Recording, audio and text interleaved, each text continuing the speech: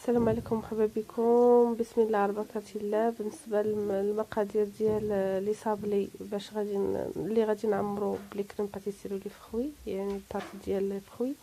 عندنا ربعة ديال الزبده، تكون بحراره المطبخ، يعني ما تكونش جامده بزاف ولا بارده. عندنا جوج بيضات، انا درت المقادير والطريقه في نفس الوقت. جوج بيضات. عندنا كاس ديال الزيت مع مرش، يعني كاس صغر من العنبه او النصف والربع ديال كاس العنبه، يعني ما يكونش كاس العنبه عامر بزاف بحال ما هكا.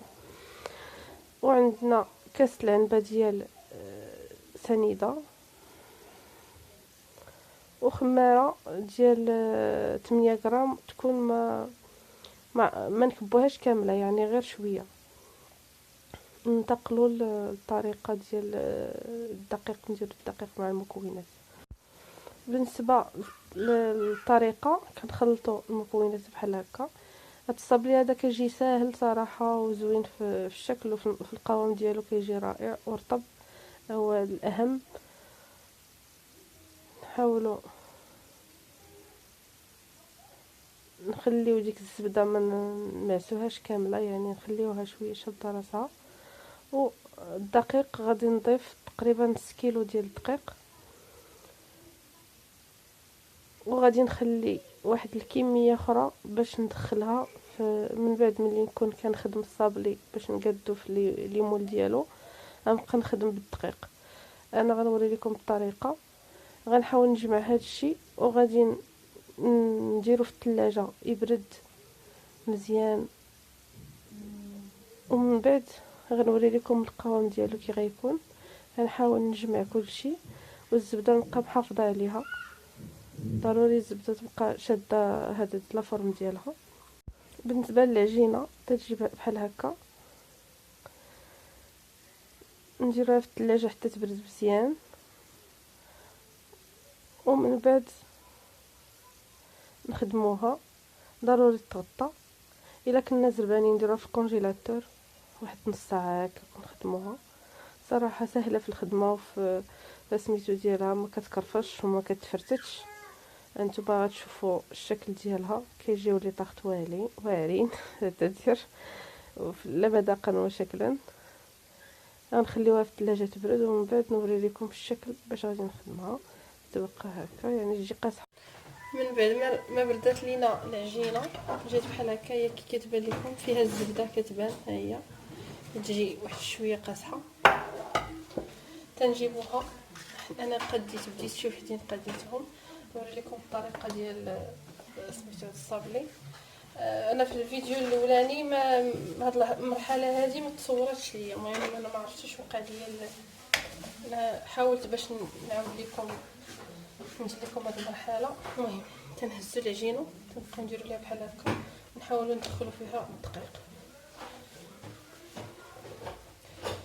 هكا، ما ندلكوهاش، غير نمعسوها باش تدخل ديك الزبده.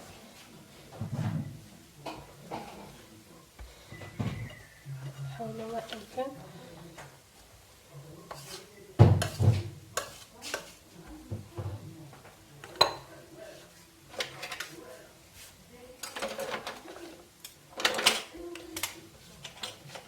نبقاو نمشيو على هذه الطريقه هذه.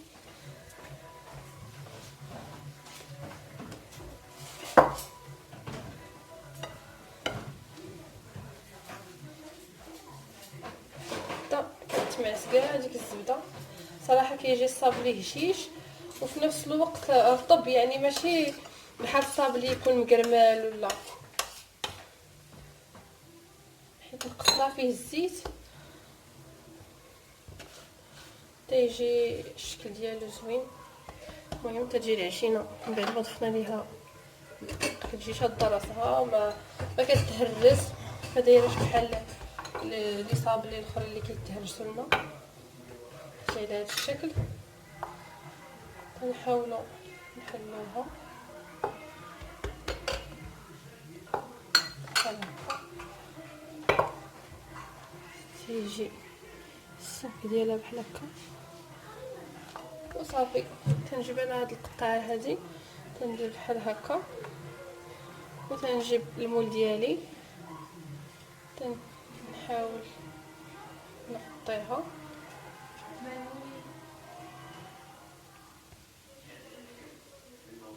بحال هكا. ومن بعد ملي نبغيو ندخلوها للفران نديرو ليها شويه ديال اللوبيا باش ما تنفخش الماء. انا عاودت واحده اخرى بحال هكا. نتمنى تعجبكم الفكره. بعد نوري لكم الشكل كيفاش كيخرج من الفران محمر وزوين، والطريقه باش غادي نعمرو بالكريمه ديالي وبالفريز. نعاودو الثالثه. صراحه العجين ساهل زعما لين ديري به اللي بغيتي، ما غاديش يمحلك بقى يتهرس ويكرفسك في الخدمه. نتمنى البنات تعجبكم الفكره. انا نبقى على هذه الطريقه حتى نكمل كلشي وندخلوها الفران بحال بلا نطيبوا الصابلي، يعني نار مهيله والفران يكون سخون.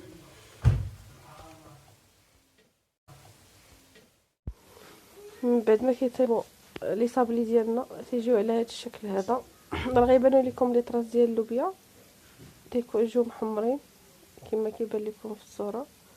انا درتهم صغار صراحه كيجيو احسن ملي كيكونوا صغار ما كيدهموش.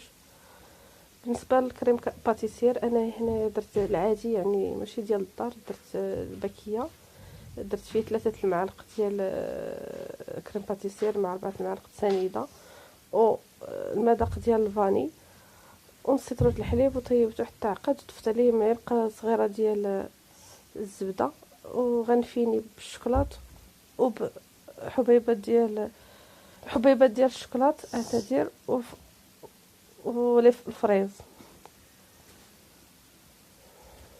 تنديروا الفريز ديالنا بحال هكا.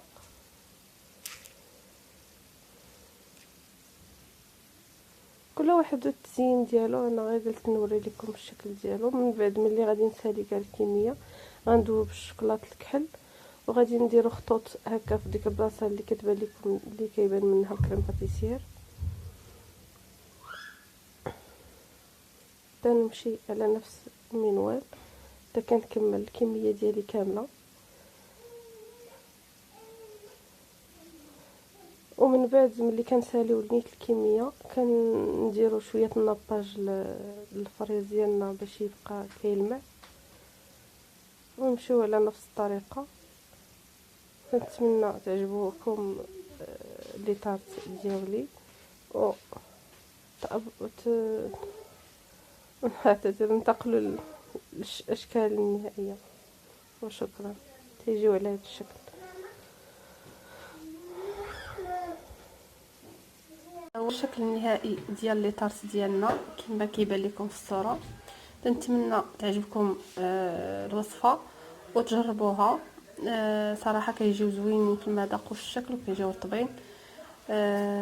كنتمنى تجربوهم وكنتمنى تابوناو في القناه وتضغطوا على الجرس باش يوصلكم الجديد، وما تبخلوش عليا بالتعاليق ديالكم وتبارطاجيو القناه مع الاصدقاء ديالكم.